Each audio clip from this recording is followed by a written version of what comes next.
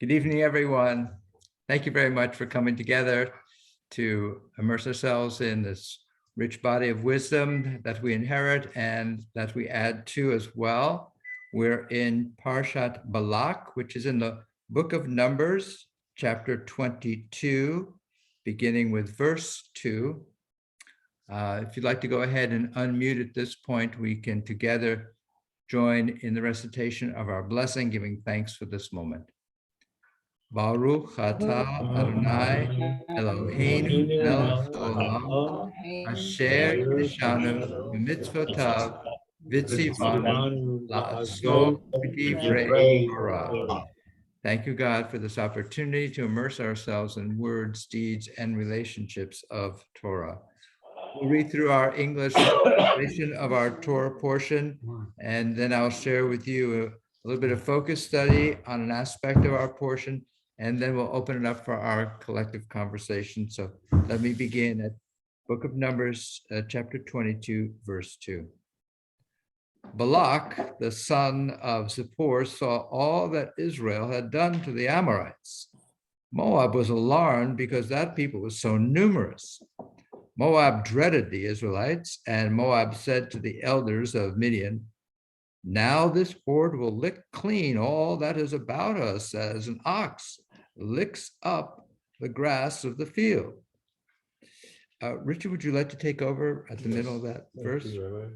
Balak. Balak, son of Zippor, who was king of Moab at the time, sent messages to Balaam, son of Beor, in Pethor, which is by the Euphrates, in the land of his kinfolk, to invite him, saying, "There is a people that came out of Egypt. It hides the earth from view, and it is settled next to me. Come then, put a curse upon this people for me, since they are too numerous for me. Perhaps I can thus defeat them and drive them out of the land, for I know that he whom you bless is blessed indeed, and he whom you curse falls under the curse." Thank you, Richard. Let me invite Sherry. Would you like to read a little bit, beginning at verse 7? The elders of Moab and the elders of Midian, versed in the divination, set out. They came to Balaam and gave him Balak's message. He said to them, "Spend the night here, and I shall reply to you as the Lord may instruct me." So the Moabite dignitaries stayed with Balaam. And Steve, verse 9. God came to Balaam and said, "What do these people want of you?" Balaam said to God, "Balak, son of Zippor, king of Moab, sent me this message. Here is a people that came out from Egypt and hides the earth from view. Come now and curse them for me. Perhaps I can engage them in battle and drive them out." But God said to Balaam, "Do not go with them. You must not curse that people, for they are blessed." Thank you, Steve. And Paul, would you like to read a little bit, beginning at verse 13? Thank you, Rabbi. Balaam arose in the morning and said to the officers of Balak, "Go to your land, for Hashem refuses to let me go with you." The officers of Moab arose and came to Balak and said, "Balaam refused to go with us." Balak kept on sending officers more and higher ranking than these. They came to Balaam and said to him, "So said Balak, son of Zippor, do not refrain from going to me, for I shall honor you greatly, and everything that you say to me I shall do. So go now and curse this people for me." Balaam answered and said to the servants of Balak, "If Balak will give me his house full of silver and gold, I cannot transgress the word of Hashem, my God, to anything small or great. And now you, too, stay here for the night, and I will know what more Hashem will speak with me." God came to Balaam at night and said to him, "If the men came to summon you, arise and go with them, but only the thing that I shall speak to you, that shall you do." Thank you very much. And Dave Lett, would you like to read there verse 21? Okay. When he arose in the morning, Balaam saddled his ass and departed with the Moabite dignitaries. But God was incensed at his going, so a messenger of Adonai took a position in his way as an adversary. He was riding on the back of his she-ass with his 2 servants alongside. When the ass caught sight of the messenger of Adonai standing in the way with his drawn sword in his hand, the ass swerved from the road and went into the fields, and Balaam beat the ass to turn her back onto the road. The messenger of Adonai then stationed himself in a lane between the vineyards with a fence on either side. The ass, seeing the messenger of Adonai, pressed herself against the wall and squeezed Balaam's foot against the wall, so he beat her again. Once more, the messenger of Adonai moved forward and stationed himself on a spot so narrow that there was no room to swerve or right or left. When the ass now saw the messenger of Adonai, she lay down under Balaam, and Balaam was furious and beat the ass with his stick. Thank you so much, Dave. Mark Thompson at verse 28. Thank you, Rabbi. Then Adonai opened the ass's mouth, and she said to Balaam, "What have I done to you that you have beaten me these 3 times?" Balaam said to the ass, "You have made a mockery of me. If I had a sword with me, I'd kill you." The ass said to Balaam, "Look, I am the ass that you have been riding all along until this day. Have I been in the habit of doing thus to you?" And he answered, "No." Then the Lord uncovered Balaam's eyes, and he saw the angel of Adonai standing in the way, his drawn sword in his hand. Thereupon he bowed right down to the ground. The angel of Adonai said to him, "Why have you beaten your ass these 3 times? It is I who came out as an adversary, for the errand is obnoxious to me. And when the ass saw me, she shied away because of me those 3 times. If she had not shied away from me, you are the one I should have killed while sparing her." Balaam said to the angel of Adonai, "I erred because I did not know that you were standing in my way. If you still disapprove, I will turn back." But the angel of Adonai said to Balaam, "Go with the men, but you must say nothing except what I tell you." So Balaam went on with Balak's dignitaries. Thank you. And Mark Levinson, would you like to read a little bit beginning at verse 36? My pleasure, thank you. When Balak heard that Balaam was coming, he went out to meet him at Irmoah, which is the Aran border, that's furthest point. Balak said to Balaam, "When I first sent to invite you, why didn't you come to me? Am I really unable to reward you?" But Balaam said to Balak, "Now that I have come to you, I have the power to speak freely. I can utter only the word that God puts into my mouth." Balaam went with Balak, and they came to Kisroth Huzoth. Balak sacrificed ox and sheep, and then served them to Balaam, and dignitaries with him. In the morning, Balak took Balaam to Baal, and there he could see a portion of the people. Thank you, Mark. Let me invite Jim. Would you like to read a little bit at the very start of chapter 23? Thank you, Rabbi. Balaam said to Balak, "Build me 7 altars here and have 7 bulls and 7 rams ready here for me." Balak did as Balaam directed, and Balaam offered up a bull and a ram on each altar. Then Balaam said to Balak, "Stay here beside your offerings while I am gone. Perhaps Adonai will grant me a manifestation, and whatever he reveals to me, I will tell you." And he went off alone. God manifested himself to Balaam, who said to him, "I have set up the 7 altars and offered up a bull and a ram on each altar." And Adonai put a word in Balaam's mouth and said, "Return to Balak and speak thus." So he returned to him and found him standing beside his offerings and all the Moabite dignitaries with him.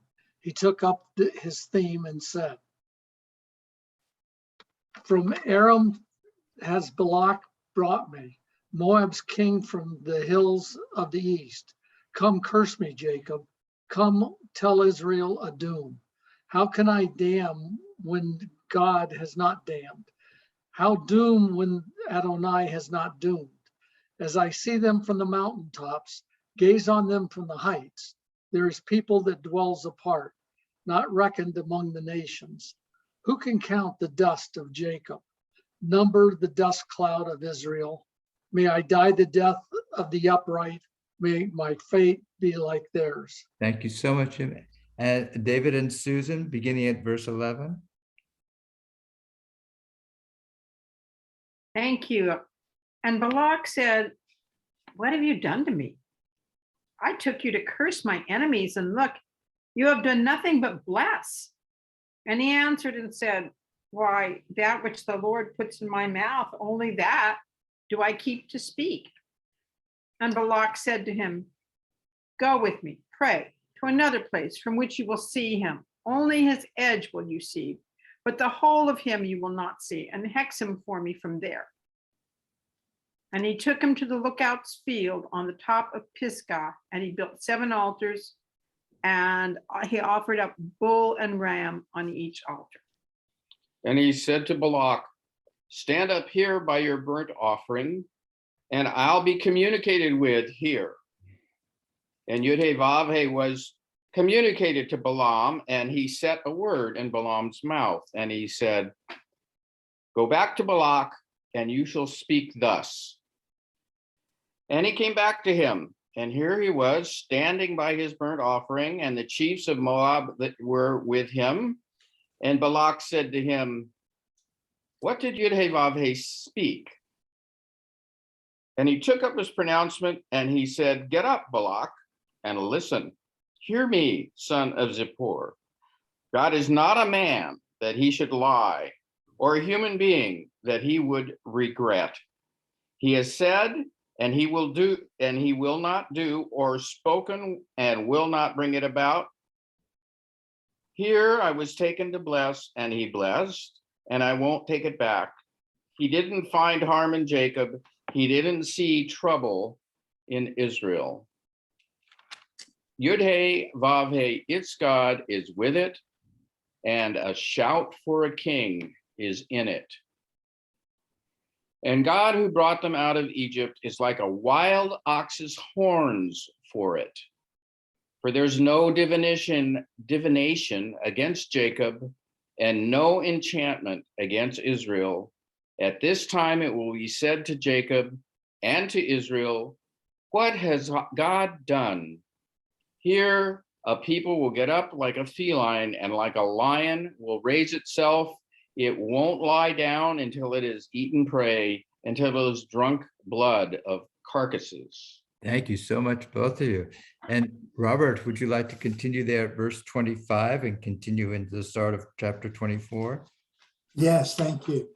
And Balak said unto Balaam, neither curse them at all, nor bless them at all. But Balaam answered and said unto Balak, told not I thee, saying, all that the Lord speaketh, that I must do? And Balak said unto Balaam, come, I pray thee, I will bring thee unto another place. Peradventure it will please God that thou mayest curse me, them from thence. And Balak brought Balaam unto the top of Peor that looketh toward Jeshimon. And Balaam said unto Balak, build me here 7 altars, and prepare me here 7 bullocks and 7 rams. And Balak did as Balaam had said, and offered a bullock and a ram on every altar. And when Balaam saw that it pleased the Lord to bless Israel, he went not, as at other times, to seek for enchantments, for he set his face toward the wilderness. And Balaam lifted up his eyes and saw Israel abiding in his tents, according to their tribes, and the Spirit of God came unto him. And he took up his parable and said, Balaam, the son of Beor, hath said, and the man whose eyes are open hath said, he hath said, which heard the words of God, which saw the vision of the Almighty, falling into a trance, but having his eyes open. How goodly are thy tents, O Jacob, and thy tabernacles, O Israel. As the valleys are they spread forth, as gardens by the river's side, as the trees of lime aloes, which the Lord hath planted, and as the cedar trees beside the waters. He shall pour the water out of his buckets, and his seed shall be in many waters, and his king shall be higher than Agag, and his kingdom shall be exalted. God brought him forth out of Egypt. He hath set it, he hath, as it were, the strength of a unicorn. He shall eat up the nations, his enemies, and shall break their bones, and pierce them through with his arrows. He couched, he lay down as a lion, and as a great lion, who shall stir him up? Blessed is he that blesseth thee, and cursed is he that curseth thee. Thank you And so Balak- much. Let me invite Justin, if you'd like to read a little bit, starting at verse 10. Thank you, Rabbi. Balak's anger flared against Balaam, and he clapped his hands. Balak said to Balaam, I called you to curse my enemies, but you have blessed them these 3 times. Now hurry back to your place. I said I would honor you greatly, but the Lord has deprived you of honor. Balaam said to Balak, but I even told the messengers you sent to me, saying, if Balak gives me his house full of silver and gold, I cannot transgress the word of the Lord, or to do good or evil on my own. Only what the Lord speaks can I speak. And now I am going to my people. Come, I advise you, what this people will do to your people at the end of days. He took up his parable and he said, the word of Balaam, son of Beor, the word of a man with an open eye, the word of one who hears God's sayings and perceives the thoughts of the Most High, who sees the vision of the Almighty falling yet with open eyes. I see it, but not now. I behold it, but not soon. A star has gone forth from Jacob, and a staff will arise from Israel, which will crush the princes of Moab and uproot all the sons of Seth. Edom shall be possessed, and Seir shall become the possession of his enemies, and Israel shall triumph. A ruler shall come out of Jacob and destroy the remnant of the city. Thank you so much. Let me invite Catherine, if you'd like to read a little bit, starting at verse 20. Thank you, Rabbi.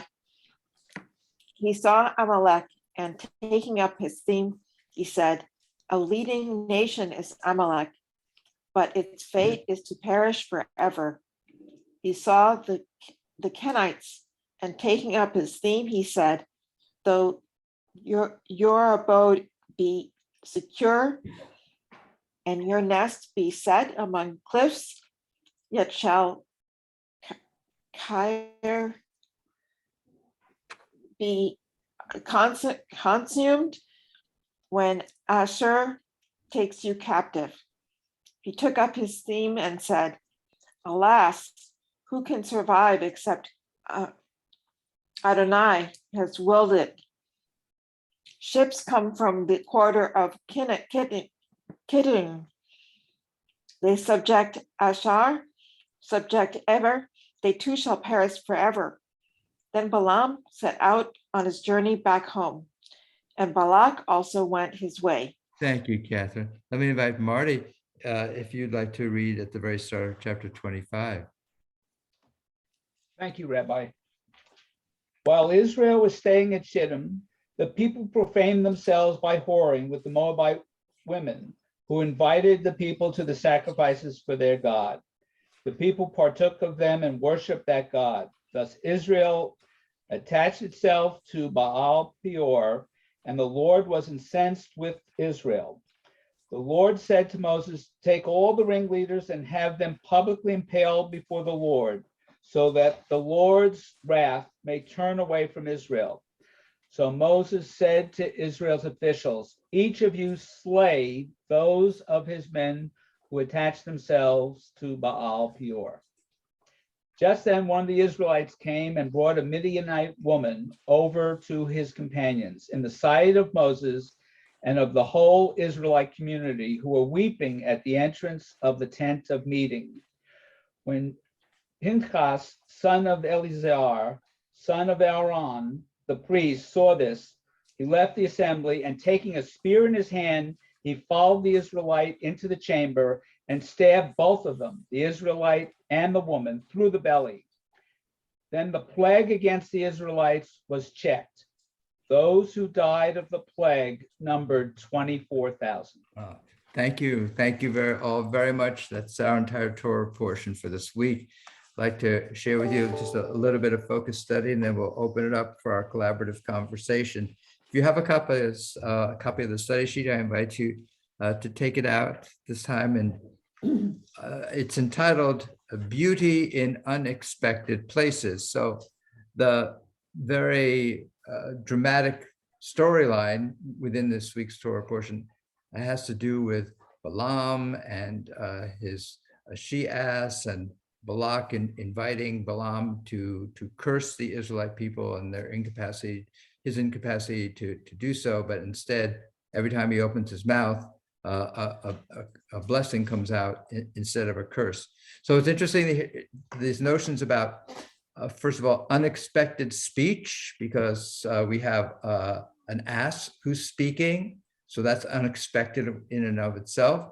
And then we have this pagan prophet, Balaam, who's been hired to curse the Israelites.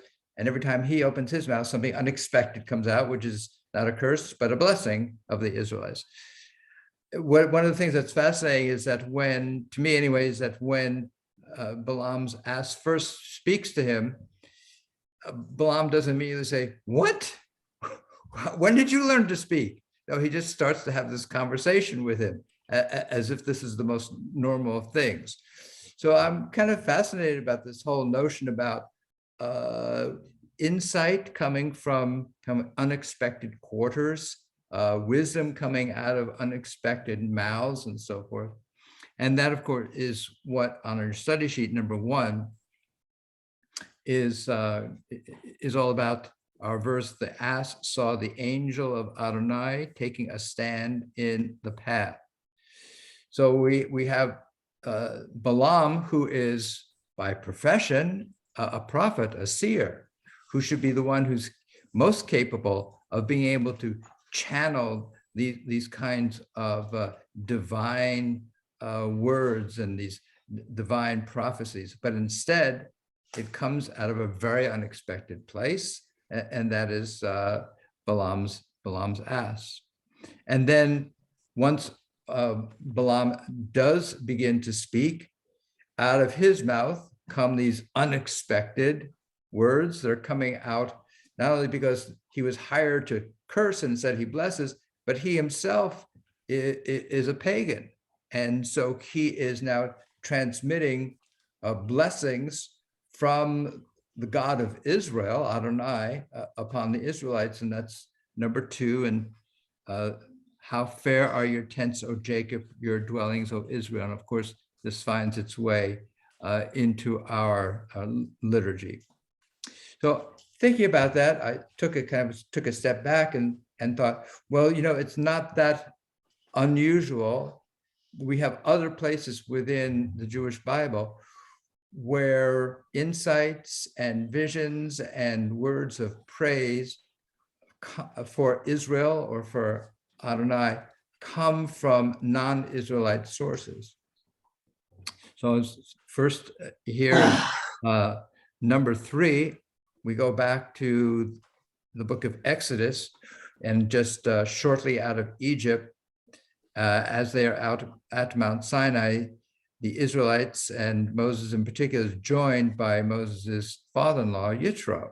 And Yitro, as we recall, is a Midianite priest. And he comes out and he says, "I've heard of all the wondrous things that Adonai did for the people of Israel," and says, "Blessed be Adonai." And this Torah portion in which Yitro says this Parshat Yitro, is the Torah portion that has the revelation at Mount Sinai and the Ten Commandments. And it's as if Yitro, through his advice to Moses, his praise of God, kind of acts as a precursor to bringing, almost to introducing and making way for the great revelation at Mount Sinai. And then we have the book of Jonah, and that's number 4. And of course, the story is that Jonah is commissioned by God to go forth to Nineveh and to tell the pagan people who live there that they have to change their ways or they'll be destroyed. And Jonah decides he doesn't want to fulfill this commission, and so he tries to escape. He gets on a boat, and in the course of his journey on the boat, there's a terrible storm, and everyone's very frightened and they don't know what to do. And it says, the men, meaning the sailors in the boat, the pagan sailors, they were in great awe of Adonai. They offered a sacrifice to Adonai and they made vows. And this is all happening while Jonah himself is hiding below deck. And it is the sailors who are acknowledging the power and awesomeness of Adonai while Jonah is hiding. And then when Jonah finally gets to the land of Nineveh, he says a very short pronouncement, everyone change your ways or you'll be destroyed. And immediately it says the people of Nineveh, Emunah, had trust in God. And the king of Nineveh says, everyone put on sackcloth and ashes. And there is this quick reversal here in chapter 3, verses 6 or 8. The king of Nineveh rose from his throne, let everyone turn back from their evil ways and from the injustice of which they are guilty. So a very quick response to these words having to do with Adonai. And Jonah himself is aggrieved at this. He thinks they're getting off too easy, and he's so embittered by how quickly these people are acknowledging their transgressions and seeking to atone for them before Adonai. And then we have the great story of Ruth. And we have this recognition that Ruth has returned with her mother-in-law, Naomi, to Bethlehem. They are both widows at this point. And Ruth meets one of Naomi's kinsmen, Boaz, and Boaz wishes to marry Ruth. And to do that, he has to confront another kinsman who has priority to be able to marry Ruth. And it says, the Redeemer, and the word for that is Hagoel, said to Boaz, you take her for yourself. And so then this other kinsman takes off his sandal, and the taking off of the sandal is meant to ritualize that I forgo whatever right I may have to marry her, and you may marry her. And then our story about Ruth kind of concludes in chapter 4 with Ruth giving birth to a child after she and Boaz get married. And the women said to Naomi, blessed be Adonai, who has not withheld a redeemer, Goel, from you today. So what is happening here is that Ruth's child affords Naomi, if you will, further restoration of her own well-being. And we know from the story that this eventually produces a line, a lineage that results in Ruth being the great-grandmother of King David. I was struck by this word Goel, which is here in the story of Ruth, translated as Redeemer. And if you turn over, I was looking at the Hebrew, and it's very interesting. The word Redeemer comes from the Hebrew verb Gaal, which means to redeem. And we have another noun from that, Geulah, which means redemption. But there's a second meaning to the same verb, Gaal, which means defile, and Goel means defilement. So we have in this same word this, if you will, tension between redemption and defilement. So what could the possible relationship here be between defilement and redemption?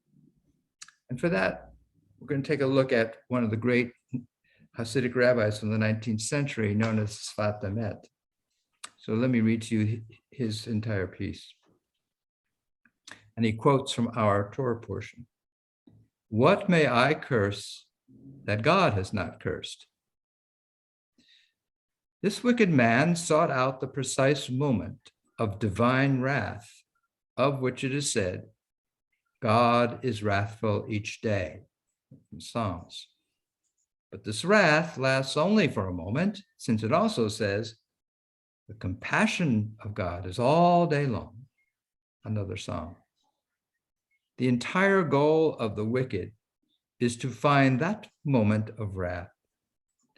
The righteous, by contrast, seek out the goodwill of heaven. As for me, my prayer is for a time of goodwill, another psalm. Even beyond that, they seek out the thread of grace that exists in this world. This world is indeed founded on judgment, but still a thread of grace is found each day. The righteous seek to find that point of grace or time of goodwill. The wicked, by their evil qualities, bring about divine wrath above. But we still find that goodness is more plentiful. When the righteous succeed in finding grace in this world, all that the wicked do is not able to take that grace from them. When the wicked seek to gain strength from that moment of anger that exists in heaven, God holds back his anger. This war goes on every day. It also takes place within the individual Jew. And we have to arouse the quality of grace every day. First, what caught my attention here is this acknowledgement that there is such a thing as divine wrath. And we've encountered that in our readings. And one might view that kind of critically as saying, well, who wants a God that gets angry? Why don't we just have a God that's just full of love all the time? And so one can read this acknowledgement that there are these moments which evil human beings try and take advantage of. Now God's full of wrath. Let's stir things up. Let's feed on that. You could read that and say, well, this is not the kind of God I want to have, that I'm following and worshiping and taking instruction from. Or one can view it from the opposite end, if you will, maybe of the telescope, which is, instead of seeing that as a belittling of a God, to view it as an ennobling of the human being, to see that within us is a divine trait called wrath or anger. And so I think, depending upon the point of view that one has about this issue, about whether this is a trait of God we don't like, and we just do not have that kind of a God, or whether you view it as a divine trait that we have within us. So whether it has to do with whether we view the primary agent of change is an external God or a capacity internal to each of us. And that seems to be what the Sfat Emet is saying that within each of us, we have this tendency to be both loving, compassionate, and to be angry and wrathful. And that is a war that goes on within each of us every day. And to the extent that we're primarily concerned with what goes on outside of us, then we'll never transform ourselves and we'll never be agents of change. However, if we view it primarily as a struggle that goes on inside of us, then we're empowered to transform ourselves and be a source of transformation in the world at large. And to look at our image for today's study session, which is a work by Yukin Teruya, who's a Japanese artist who specializes in paperwork. What he has done in this series called Notice Forest, he has a series of different kinds of paper bags, and in each paper bag, he has constructed a paper tree. And his intention is to kind of startle us to say, you never know where you're going to find beauty. And sometimes you find beauty in the strangest and most mundane of places. And so in this particular one called, that's on our page here, called What Victory Tastes Like, yes, you have there a bag from McDonald's. And you can see the McDonald's logo, both on the right-hand side. There's also the Olympic logo, it says USA there. And if you notice, the tree is not implanted in the bottom of the bag, it's implanted on the side of the bag. And on the side opposite where the tree is growing, the artist has cut out a hole as if to open up that which is ordinary and to allow light to come in. And perhaps that is what has given the capacity for a tree to grow on the inside of this bag. So I look at this Torah portion and I look at all this insight and expression that comes from the most unusual places. The most unusual, of course, is from a talking ass who's capable of seeing the divine presence. And then I look at what the Sfat Emet is saying. And the Sfat Emet is saying, we too can be an unexpected place of beauty if we just stop focusing so much on what's outside of us and struggle with what's inside of us, to open ourselves up, to let the light in, and great beauty can grow. So with that, I'd love to hear what else you all saw, how you reacted to this week's Torah portion. If you'd like to raise your hand, I'd so love to call upon you.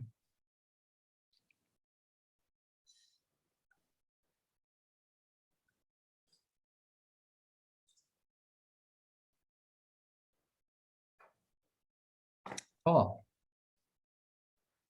Yeah, you have, yeah. Since it's so quiet, I thought I'd add something that, to me, it's not a surprise that an animal is more sensitive than a human, because the dog has a nose that is, I think, 10 to the 14 or some big number more sensitive, than the human. And so perhaps, and even getting to the point, Israel, I guess that they have dogs that are looking to smell somebody to see if they have cancer that can't be detected by by looking at blood. So only comment I wanted to make is that maybe there's too much of a put down for what an animal could do. Okay, thank you. And Justin, and then Mark Thompson.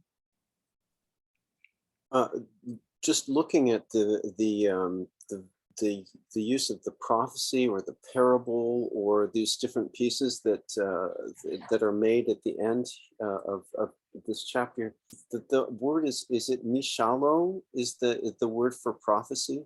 And I'm just thinking that the Mishle is the book of Proverbs. So is there something about the prophesying of fate in Mishle? And just understand, I mean, I always think of Mishle or the notion of a parable in terms of Kafka and the parable on parables, but I'm just curious about the. I think that so Grant would be interested in this. Jay, if you could just go on mute when you're, thank you. So Justin, let me go ahead and unmute for a second. So when you hear the word prophet, which is what Balaam is described here, what do you think a prophet does? I guess he offers prophecy of fate, Yeah. the fate of nations. So kind of a prediction of what's to come, or? Mhm.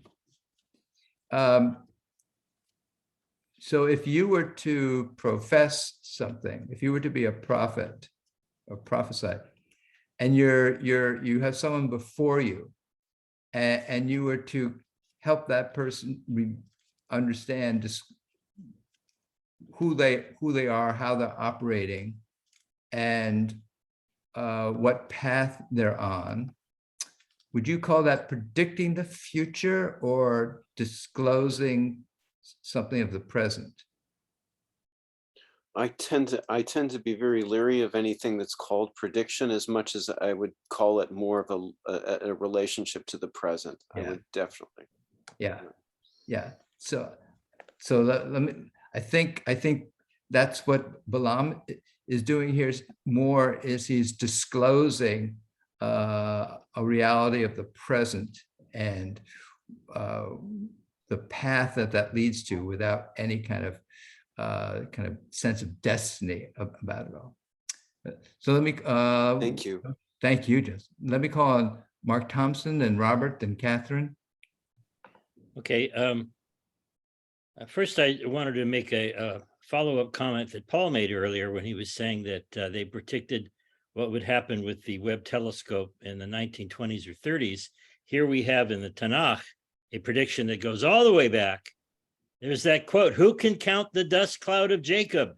Number the dust cloud of Israel." Right there, the dust clouds. All right, I didn't mean to be silly, but I am often distracted by the English translation, and I have to admit it's happened again.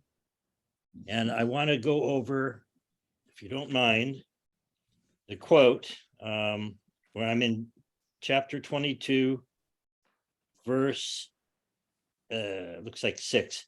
"There is a people that came out of Egypt. It hides the earth from view." Well, I don't know what that means exactly, so I tried to do a little bit of research. And that phrase appears one other time, at least that I could find, and that is in Exodus, the same phrase exactly in Hebrew, kisei et ein haaretz. And in this case, God is talking about what will happen if Pharaoh refuses to let his people go. He's going to bring locusts onto your territory, and they shall cover the surface of the land. So I'm just wondering why that phrase would happen in these two different, very different contexts. And also the translation bothers me because it doesn't really say in Hebrew, cover the surface of the land. It's talking about covering the surface of anything, of the eye, ein. So again, I'm sorry I have to bring this up, but it's just something that always gets in the way for me, and I wish it didn't happen, but it does. And so I'm frustrated. No, I'm sorry. What are you apologizing for? That the translation gets in the way of? Yeah, that I feel like the English translation kind of muddles things up. And I mean, even I even went into Rashi's commentary, and he doesn't even talk about this. He says, in reference to that particular phrase, he's saying it has to do with Sihon and Og, who used to protect us, stood up against them, but they killed them. So I just can't find answers that I'm looking for, and I find it frustrating. So we remember that every translation is an interpretation, right? I'm looking for the truth. Yeah. Oh, my friend. Okay. You as a reader, especially with your Hebrew skills, you as a reader, look at the Hebrew, and now you offer up your interpretation of what it's saying. And that contributes to our understanding of truth.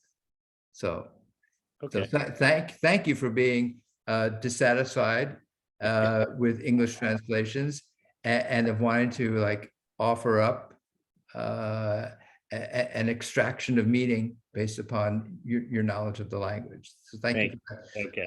Let me invite Richard, and then I'll get back to Robert and just about this these people can't see him, can't see the earth. It appears to me like that's an idiomatic expression, and isn't that what's been exactly said about migration across our borders? The same kind of words that aren't literally true, but are saying they're taking the landscape, they're taking our jobs, they're taking whatever, that with a series of propagandistic announcements by people in one extreme of the political spectrum for their own purposes. And it's not to actually say that we can't see the land or whatever. It's just a total political statement. So in fact, that's the feeling that one gets when one goes back to the opening up of Exodus, of the teemingness of the Israelites. It isn't so much literally, yes, that they're covering the land, but they are so, it's a political expression. Yes. That there's so many of them that pretty soon they will take over all of our institutions and all. Slaves got a union. Okay. Okay. So thank you both for kind of highlighting that. So let me go back to Robert and then Catherine and then David Susan. Thank you so much. Well, my comment is might be a little odd after Mark's, but I just want to say that verse 5 and 6 in Numbers 24 are the beginning of very beautiful poetry. I know Psalms has gorgeous poetry, but these two lines really stood out to me because it wasn't about law and the sacrifices, but they're so poetic. How goodly are thy tents, O Jacob, and thy tabernacles, O Israel, as the valleys are they spread forth, as gardens by the river's side, as the trees of lying aloes, which the Lord hath planted, and as cedar trees beside the waters. I mean, anybody who has an ear for poetry, it just struck me. It's like there's a gem right there that just stood out for me, and it's just very beautiful. I agree. It is very beautiful. It's part of our regular liturgy. So this is interesting too. We have two words that seem like they might be talking about the same thing: tents and dwelling places. One is ochel, which means tent, and the other is mishkan, which we've encountered before. The mishkan was the sanctuary place that was in the wilderness. So is this merely a redundancy to say tents and dwelling places, or do they have different significant meanings? And one of the great rabbi of the early 20th century, Rav Kook, says, well, they convey different impulses within us. The ochel, the tent, represents, is a very, very temporary dwelling. And that represents our desire to keep moving, to keep exploring, to coin a phrase, to go places where no one else has ever been before, including perhaps those places that are behind Dave Lebb's head, to go in an adventure and to go beyond where we've been before. By contrast, he says the word mishkan that's used in the second phrase, that represents our desire to stabilize, to have a sense of focus, to have a sense of settlement and so forth, and to have an opportunity to reflect on all of our adventures. And we have both of these going on within us, the desire to go beyond and the desire to stay, and they each contribute to our fullness and our well-being. So thank you for pointing that out. And I would love to hear this in the original language, because when you just said a few of those words, I could hear the rhythm, and I wanted to hear the rest of it, but I don't know if there's time. Mark, you want to? I'll sing it. Sing us a song. Yeah. Let everybody speak, and then maybe at the end I'll sing it for you. Okay. Mark, do you want to chant for it now? I was going to wait until everybody is done speaking, and then maybe we'll close with it. Okay, very good. All right, thank you. And David and Susan. I wanted to comment on Mark's comment about translations. If I understood you correctly, Mark, you're saying that the translation you're reading often gets in your way, seems to be a derailment of getting at what's underneath, the real point, etc. Sometimes, yes. And yeah, sometimes. And which reminds me of something I don't remember very well, and that is that we have a minor holiday that Reformed Jews don't pay any attention to. And I don't remember which one, but one of the things that it mourns is the miraculous translation of Hebrew into Greek called the Septuagint, which not only the Christians think. Is it on Tisha B'Av, Rabbi? You're right, Susan. Or Rabbi, you're right. That's what Susan said. There's a whole book in the Catholic Bible about this miracle of the Septuagint, where many of us heard the legend of the 70 sages all going into caves and coming out with exact same translation. But what I loved was the reason why we mourn this is because, well, the reason I'm aware of, there's obviously more than one reason because we're Jewish, but is because it's a translation. And some sages say that meant the death of a million ways of understanding Torah. Yeah. Because there's a million other ones. And just, I didn't mean to mention this, but I'm going to anyway. One of the reasons why I love Friedman's translation is it's so clunky and literal. For example, he calls it covered the eye. That's what I'm saying, yeah. Yeah, which is a translation that you found a little more it was accurate to the Hebrew. It's more accurate and more helpful, right? Thank you, David. Wow. Dave. So, did you want to say anything? Go Phillips. That's what I was. Gonna Okay. say. Go Phillips. All right, so beautiful, everyone's contributions of teasing out additional meaning.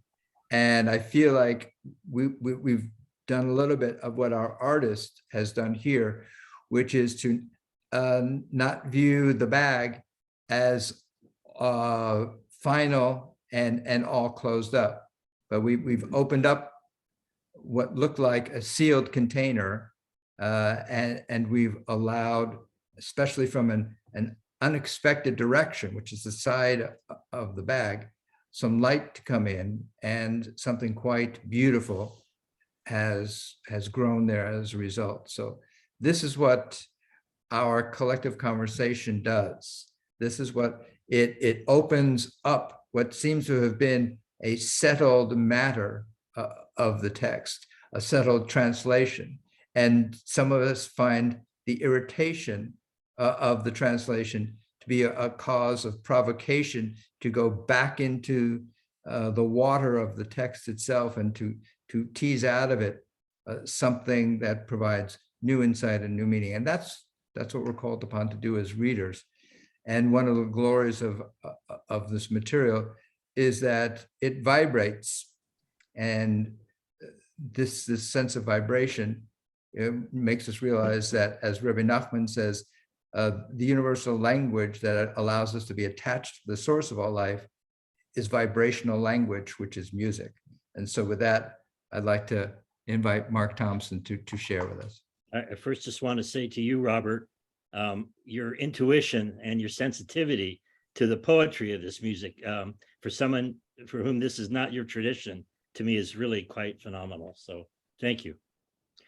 Ma tovu ohalecha Yaakov, ohalecha Yaakov, mishkinotecha Yisrael.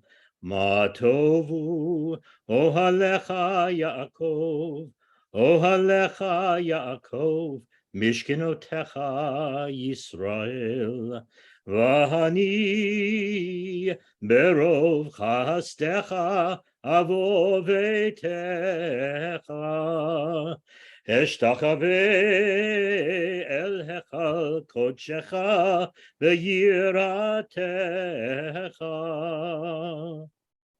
Ma tovu ohalecha Yaakov, ohalecha Yaakov, mishkenotecha Yisrael. Ma tovu ohalecha Yaakov, ohalecha Yaakov, mishkenotecha Yisrael. Beautiful. Thank you so much, Mark. Thank you, everyone, for having participated in this bit of time travel. Look forward to seeing you all when we next gather. God bless you all and be well. Thank you. Thank you so much. Thank you, Rabbi. Thank you, Rabbi. Thank you. Thank you. I'm going to call you, Mark.